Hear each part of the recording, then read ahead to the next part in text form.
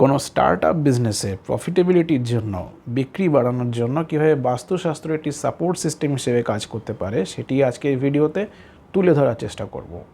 দেখুন, কোনো স্টার্টআপ বিজনেসের সে যে ধরনের বিজনেসই করুক না কেন, হোক না কেন, সেই বিজনেসের তিনটি গুরুত্বপূর্ণ ফ্যাক্টর থাকে।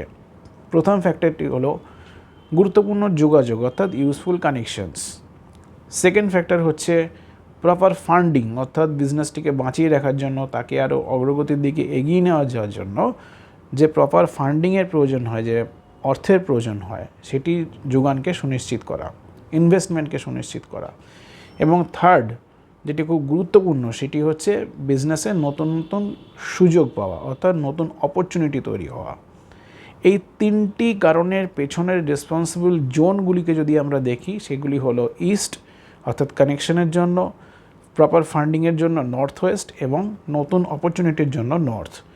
এই তিনটি জায়গায় যদি কোনো বাস্তু ডিফেক্ট থাকে, তাহলে কিন্তু এই স্টার্টআপ বিজনেসটি যে তার অগ্রগতির পথে এগিয়ে যেতে নানা রকম বাধার সম্মুখীন হবে। তাই সবার আগে সুনিশ্চিত করা দরকার যে এই তিনটি জায়গায় যেন কোনো বাস্তু ত্রুটি না থাকে, এবং যদি থাকে, মহাবাস্তু মেথডের মাধ্যমে খুব সহজেই উইদাউট কোনো ডিমোলিশন, উইদাউট কোনো স্ট্রাকচারাল চেঞ্জ সেগুলিকে কারেক্ট করা সম্ভব।